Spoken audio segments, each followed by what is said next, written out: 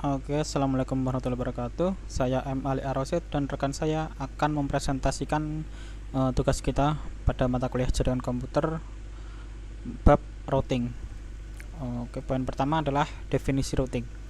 Jadi, routing adalah proses untuk memilih jalur atau path yang harus dilalui oleh paket. Jalur yang baik tergantung pada beban jaringannya, kemudian panjang datagramnya, lalu type of service request, dan pola traffic. Pada umumnya, skema routing hanya mempertimbangkan jalur terpendek. Jadi, jalur yang paling cepat, maka itu yang akan dilalui. Kemudian, poin kedua, analogi routing. Analogi routing sendiri adalah bahwa router meneruskan IP paket berdasarkan pada IP address tujuan yang ada dalam header IP paket. Dia mencocokkan IP address tujuan dengan routing table dengan harapan menemukan kecocokan entry. Nah, suatu entry yang menyatakan kepada router keamanan paket selanjutnya harus diteruskan. Jika tidak ada kecocokan entry yang ada dalam routing table dan tidak ada default route, maka router tersebut akan membuang paket tersebut. Untuk itu adalah sangat penting untuk mempunyai isian routing table yang tepat dan benar. Ada dua item yang harus dimasukkan oleh table routing untuk mengirim paket data. Di antaranya adalah destination address. Itu merupakan sebuah alamat pada jaringan yang dapat dijangkau oleh router. Kemudian pointer to the destination merupakan penunjuk yang akan memberitahukan bahwa jaringan atau network yang dituju dapat terhubung dengan router.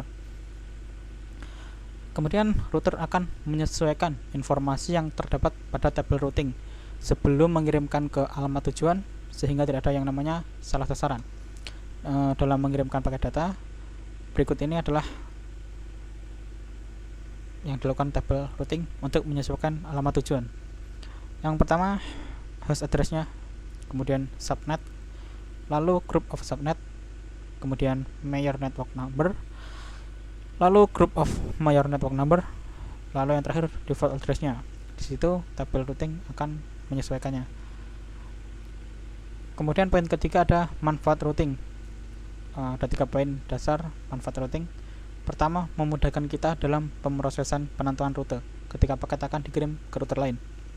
Lalu, tidak memaksakan bandwidth pada router sehingga kinerja router tidak terganggu oleh routing yang kita lakukan. Lalu, yang terakhir, memfasilitasi penugasan jaringan dan memberikan lebih banyak keamanan karena perouteran statis dibuat secara manual. Kita dapat mengatur siapa yang terhubung dengan kita. Sekian yang dapat saya sampaikan. Poin selanjutnya akan diteruskan oleh rekan saya. Assalamualaikum warahmatullahi wabarakatuh. Perkenalkan, nama saya Rama Yudhardani. Saya ada satu tim sama Ali.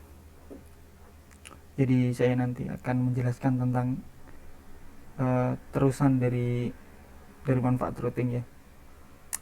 Jadi nanti ada jenis-jenis routing. Jadi jenis-jenis routing itu ada 3 macam. Yang pertama itu ada static, dynamic, sama default. Dan ini penjelasannya sangat-sangat singkat sekali, nggak terlalu panjang-panjang banget. Jadi routing static adalah jenis routing yang rutenya ditambahkan secara manual ke routing table. Kelebihan dari tipe routing ini yaitu keamanannya yang lebih tinggi. Pasalnya hanya administrator saja yang bisa memberi akses pada network untuk proses routing. Selain itu, tidak diperlukan penggunaan bandwidth dari router ke router. Sayangnya, untuk jaringan yang besar, tipe routing ini sulit digunakan karena prosesnya yang masih manual.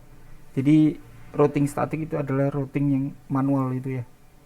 Jadi manual harus routing ke routing gitu.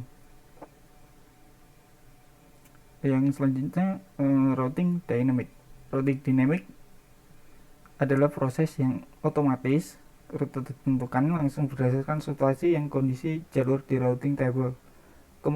Keuntungan dari tipe routing ini tentunya yaitu kemudahan konfigurasinya karena otomatis. Selain itu, pemilihan jalur atau rute juga jadi lebih efektif. Hanya saja bandwidth yang lebih besar dibutuhkan dan keamanannya lebih rendah dibanding static routing. Jadi dynamic ini routingnya itu otomatis, jadi langsung dibuat gitu, jadi tidak seperti static yang harus router ke router. Tapi si routing dynamic ini dia membutuhkan bandwidth yang lebih besar untuk melakukan routing dynamic, dan keamanannya pun lebih rendah dibanding static routing. Oke, next. Yang ketiga adalah routing default. Routing default adalah merupakan jenis routing yang menggunakan single router, jadi satu router saja. Router yang digunakan akan mengirim semua paket ke single router. Rute ini dipilih pada proses routing saat tidak ada rute atau jalur lain yang tersedia untuk tujuan dari sebuah alamat IP. Wassalamualaikum warahmatullahi wabarakatuh.